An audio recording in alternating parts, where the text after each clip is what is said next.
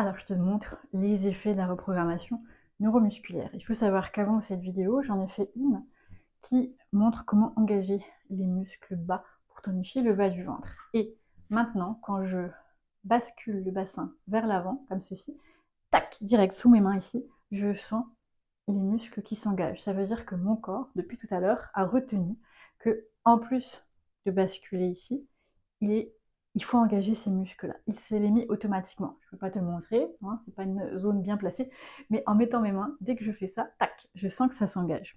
Maintenant, si je bascule, donc mon bassin, que je sors ma poitrine, ici déjà, ça devient dur, tu vois. Je peux te montrer, je bascule, je sors la poitrine, tu vois ce qui se passe.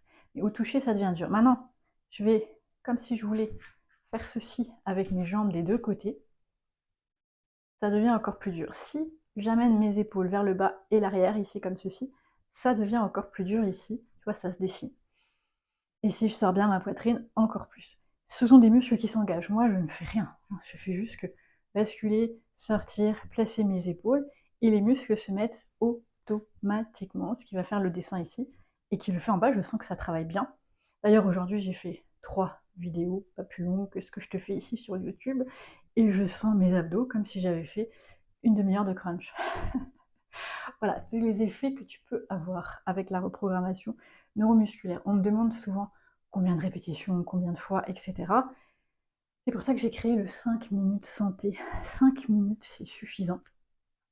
Un enchaînement de mouvements. L'avantage dans le 5 minutes, c'est que je coupe des mouvements ensemble pour optimiser ce que je te présente sur un objectif. Par exemple, si cet objectif, c'est avoir le ventre plat, sur le 5 minutes, j'assemble différents mouvements ensemble pour aller sur cette reprogrammation et au fil des jours, je varie les plaisirs pour que justement après, ton corps travaille tout seul, c'est-à-dire qu'il se positionne naturellement bien, que les muscles s'engagent naturellement et que donc tes abdos se musclent dans ton quotidien quand tu marches, quand tu es assis, etc.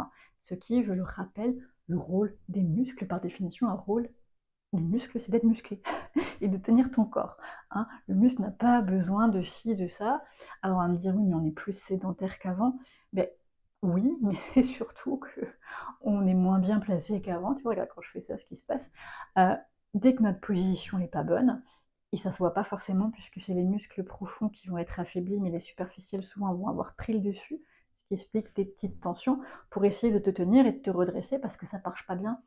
Mettons, si tu es tordu comme ça, ok, ton corps va faire en sorte que tu sois droit. Mais en dessous, c'est coincé. C'est pour ça que je travaille avec la reprogrammation neuromusculaire. Et n'hésite pas à liker, partager et commenter. Merci.